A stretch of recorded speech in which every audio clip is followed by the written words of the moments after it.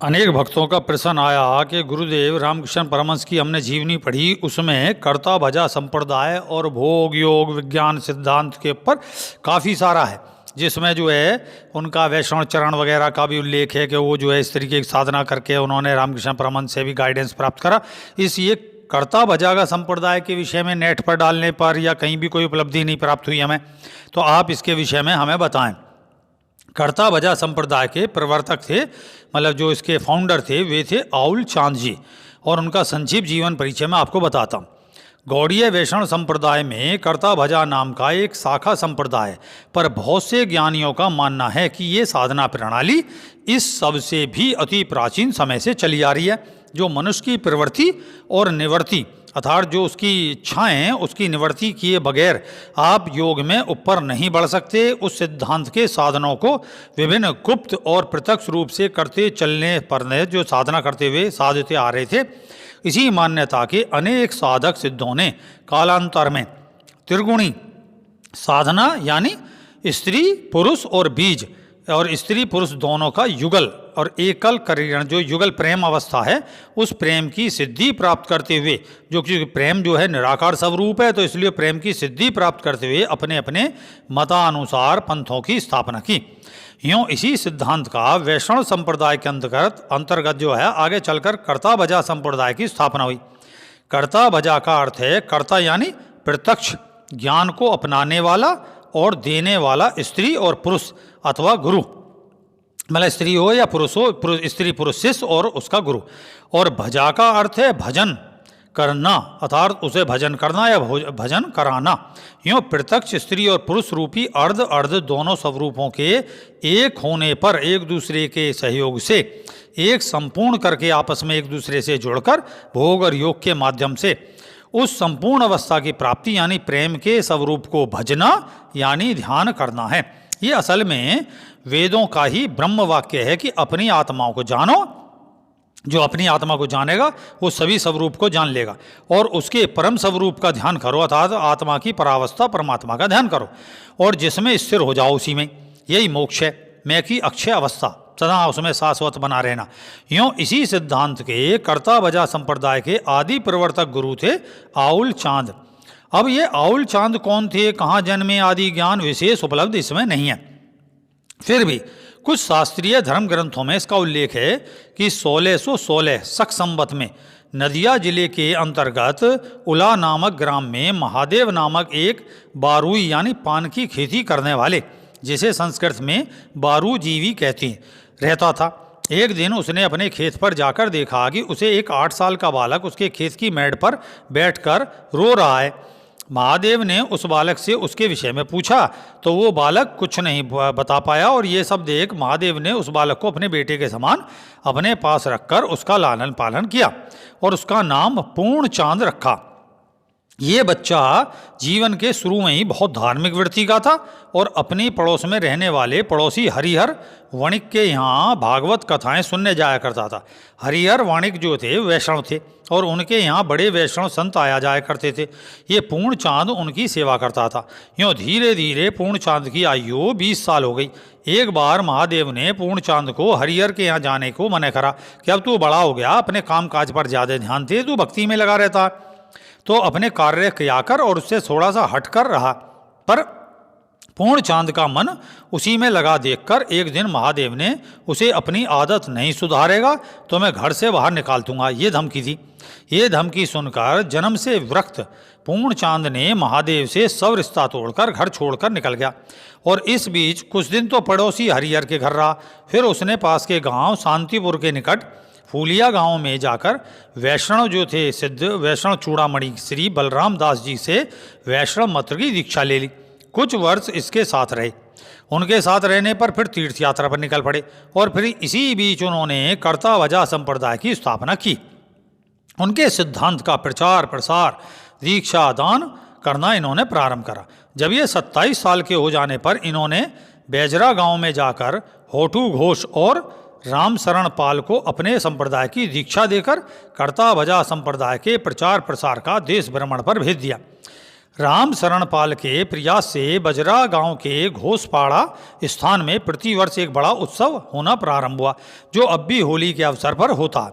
इस संप्रदाय में हिंदू हो या मुसलमान सबको सम्मिलित करते थे, इसलिए ही मुसलमानों ने इनका नाम आउल चांद रख दिया था। और उसका सीधा अर्थ होता है औलिया, और औलिया का औलिया बनकर आउल और चांद यानी प्रकाशित आत्मा बना। चांदनी जो शब्द है, ये आउल अवस्था परमहंस की तरह होती है। इसमें अनेक अवस्थाएं, कभी बालक की तो कभी किसी बावले की यानी पिशाचवत अवस्था की, तो कभी किसी जड़वत पड़े रहने की अवस्था होती है। आउल चांद जी की अवस्था बालक जैसी ही बनी रहती थी, सरल सौम्य मृदुल सी, और उनकी पोशाक खड़ाऊ कोपीन लंगोटा बांधे रहते थे और कंधे पर एक तय किया हुआ कपड़ा पड़ा रहता था। ये हर समय अनेकों स्थान पर ज्ञान दीक्षा के लिए प्रचार प्रसार को भ्रमणी करते रहते। जब इनकी कभी इच्छा होती तो कुछ समय कहीं रुक जाते, और वहाँ पर अगर यदि इमली का पेड़ मिल जाता तो उस पर खड़ाऊ पहनकर ही चढ़कर बैठ जाते, और 3-4 दिन तक बिना कुछ खाए पिए समाधिस्थ रहते हुए वह बैठे रहते। और कभी चढ़ती नदी पर खड़ाऊ पहने ही उसके पार चलकर चले जाते, उसे पार कर जाते। एक दिन की बात की, एक इमली के पेड़ पर ये बैठे हुए थे। उन्होंने देखा है गरीब गृहस्थी के एकमात्र पुत्र, जो पुत्र था पुरुष पुत्र था, बड़ा हो गया था, गृहस्थी था, उसका देहांत हो गया। उसकी माँ उसके शव के पीछे पीछे सिर पटक कर रोती हुई चली आ रही है। यह देखकर इनका मन द्रवित हो गया और नीचे उतरकर उस व्यक्ति को अपनी दैविक शक्ति से इन्होंने जीवित कर दिया। अनेक कुष्ठ रोगियों को स्वस्थ किया और अनेक चमत्कार किए, जो योगियों का विषय होता ही है। दया के भाव से होता है, ये नहीं कि प्रदर्शन के भाव से होता, दया के भाव से होता, करुणा स्वयं आता है। आउल चांद के अनेक नाम उस समय सुने जाते हैं और आज भी सुने जाते हैं। प्रभु नाम इनका आउलिया चांद, आउले ब्रह्मचारी, फकीर ठाकुर और कडालिया ठाकुर, साईं, गोसाई, प्रभुति आदि अनेक इनके नाम हैं। कर्ता भजा संप्रदाय के अनुयायियों के मानना है कि नीलांचल में जब महाप्रभु चैतन्य महाप्रभु के तिरोधान यानी मोक्ष होने के बाद वे ही आउल चांद के रूप में अवतरित हुए थे और कर्ता भजा संप्रदाय का प्रचार प्रसार किया था। ईश्वर की उपासना इस संप्रदाय का प्रमुख कार्य है और उनका कहना है कि मैं हिजड़े पुरुष खोजा तबे होए कर्ता भजा, अर्थात जब स्त्री और पुरुष में उसका स्त्री पुरुष होने का अहंकार यानी लिंग भेद समाप्त हो जाता है, तब वो कर्ता भजा संप्रदाय का अनुयायी हो सकता है। ये लोग प्रत्येक स्त्री पुरुष को भाई बहन की तरह मानते हैं और इस लिंग भेद ज्ञान को एक अखंड संयम विधि से अखंड ब्रह्मचर्य की सिद्धि करते हुए एक दूसरे के साथ एक बिस्तरे पर संग सोने पर भी काम विकार पैदा नहीं हो, इसका अभ्यास करते थे। ये विषय था लिंग भेद से परे जाने का। इसी का बाद में चल कर आगे आजकल जो है कलकत्ता की साइड से जब निकला ये ब्रह्म कुमारियों का आंदोलन, ये इसी विषय को धारण करा। ये सब विषय इसी सिद्धांत पर आधारित है। शुरू में ये सब साधनागत अभ्यास शुद्ध सात्विक रूप में प्रचलित रही और आगे चलकर इसमें व्यभिचार की वृद्धि बढ़ने से इस संप्रदाय में विरक्ति आ जाने पर इसका प्रचार कम हो गया। आउल चांद ने 10 शारीरिक, मानसिक और वाचिक जो पापों से बचने का सदा विशेष जोर दिया। शारीरिक पाप, पर स्त्री गमन, जीव हिंसा और पर द्रव्य हरण। मानसिक ताप, पर स्त्री गमन का विचार, किसी भी प्राणी के प्राणनाश का संकल्प और द्रव्य हरण की भावना। वाचिक पाप में अनर्धक निर्थक जो है बातचीत, प्रलाप करना, असत्य भाषण और कटु भाषण करना निषेध है। आउल चांद का देहांतवास समाधि जो है 1691 शक संवत में बोलिया गांव में हुआ था। इनके शिष्यों ने वहीं इनकी कंधा यानी इनकी काया को समाधिस्थ किया और जो परारी नामक पास में ही वहीं लगा हुआ गांव था उसमें भी इनकी मृतदेह को लाकर समाधिस्थ करा, फिर वहाँ से लाकर आगे चलकर भी इस संप्रदाय के अनेक प्रसिद्ध सिद्ध साधक हुए।